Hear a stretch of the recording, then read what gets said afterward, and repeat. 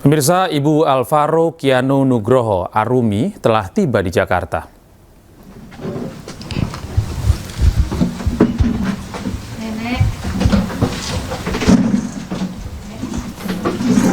Diselimuti duka mendalam, Arumi hanya bisa menangis dan belum bisa memberikan keterangan apapun kepada awak media.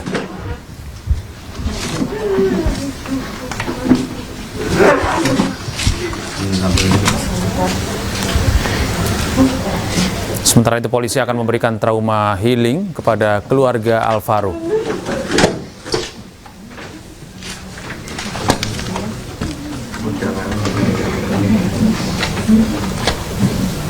Ibu menduga nggak sih, Bu, kalau kehilangan Alvaro berakhir seperti ini? Enggak, sama sekali. Belum bisa banyak jawab. Ya. Aja. Makasih banyak ya. Untuk lain-lainnya nanti tanyain ke pihak polisi aja. Terima kasih banyak. Ini biar fokus buat trauma healing kepada pihak keluarga untuk penegakan hukumnya nanti biar dari Polres Metro Jakarta Selatan termasuk Pak Kabid Humas nanti yang lebih detail. Itu. Bakal diambil kapan jenazahnya? Ya, pokoknya semuanya nanti runtutannya semua ada di Pak Kabid Humas yang nanti bisa lebih detail menjelaskannya. Segera mungkin, pasti segera mungkin. Dari pihak kepolisian sangat memprioritaskan hal ini, dipastikan diutamakan. Nanti untuk semuanya terkait penanganannya seperti apa itu di Polres Metro Jakarta Selatan dengan Pak Kasat Reskrim nanti mungkin lebih detailnya Pak Kabid Humas akan menjelaskan seperti itu. Kalau syok pasti ya. Syok itu pasti, namanya kehilangan orang yang paling disayang, jadi kami fokus untuk melakukan pendampingan, berikan trauma healing kepada pihak keluarga, seperti itu. Nanti kami dari psikologi dari Polres, dari Polda, dari Dokes Polres, Polda juga melakukan pendampingan. Pemirsa, polisi menyebut motif dendam dan sakit hati melatar belakangi ayah tiri membunuh Alvaro. Dan pemirsa, informasi ini sekaligus menutup jumpa kita dalam program iNews Malam hari ini. Temukan selalu informasi-informasi terbaru kami lainnya di www.inews.id. Cuplikan tayangan berita iNews juga dapat Anda saksikan di kanal YouTube @official_iNews. Mewakili kerabat kerja yang bertugas, saya Gede Satria pamit undur diri. Terima kasih atas kebersamaan Anda. Tetap sehat, tetap semangat, selamat beristirahat, dan sampai jumpa. Pendalaman percakapan digital terlapor ataupun yang terduga pelaku, penyidik menemukan adanya indikasi kuat dorongan emosional pelaku. Dari handphone yang diamankan, terlapor secara terang-terangan menuliskan kalimat, "Gimana caranya gue balas dendam." Ini muncul berulang kali di dalam konteks kemarahan serta rasa sakit hati yang ia tujukan ke pihak tertentu. Dalam proses pemeriksaan oleh penyidik, terlapor memiliki dorongan emosional dan niat untuk melakukan balas dendam. Hal ini diakui oleh tersangka. Pemirsa, Kapolri Jenderal Listio Sigit Prabowo memerintahkan jajarannya untuk cepat tanggap merespon aduan masyarakat.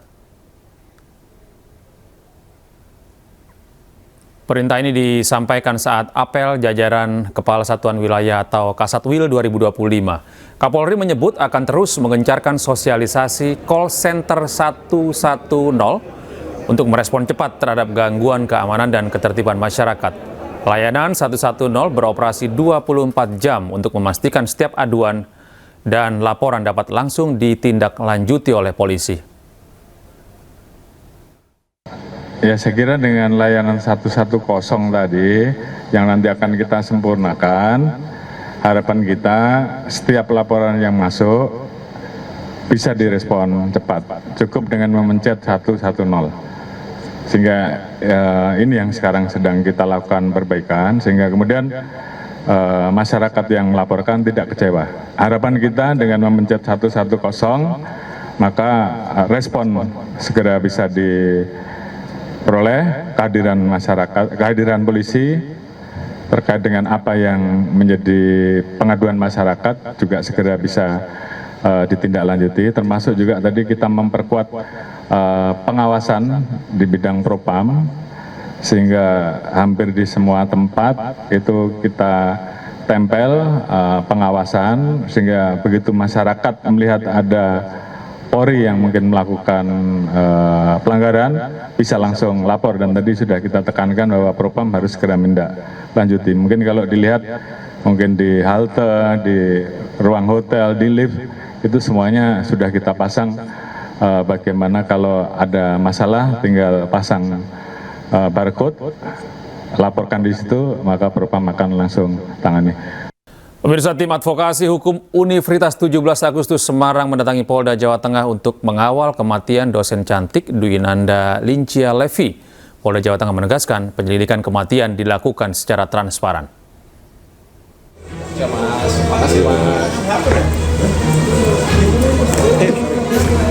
Kasus kematian dosen cantik Dwinanda Lincia Levi hingga hari ini masih belum menemui titik terang. Tim advokasi hukum Untak Semarang mengawal perkembangan penyidikan dengan mendatangi Polda Jawa Tengah Senin siang. Kabid Humas Polda Jawa Tengah menegaskan akan menangani kasus secara transparan dan akuntabel. Kematian dosen Untak ini atas nama saudari D ini diharapkan kerjasama kolaborasi ini menjadi suatu masukan bagi penyidik untuk melengkapi hasil dari penyelidikan di lapangan.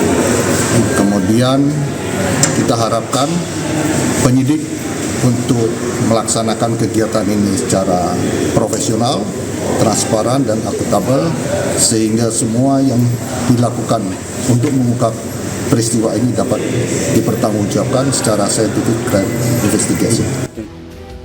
Polisi kembali melakukan olah TKP lanjutan di Kostel di Gajah Mungkur, lokasi tewasnya Dwinanda Licia Levi, dosen Universitas 17 Agustus Semarang. Olah TKP berlanjutan bersama Lapor Polda Jateng berlangsung 5 jam untuk mengungkap fakta secara forensik.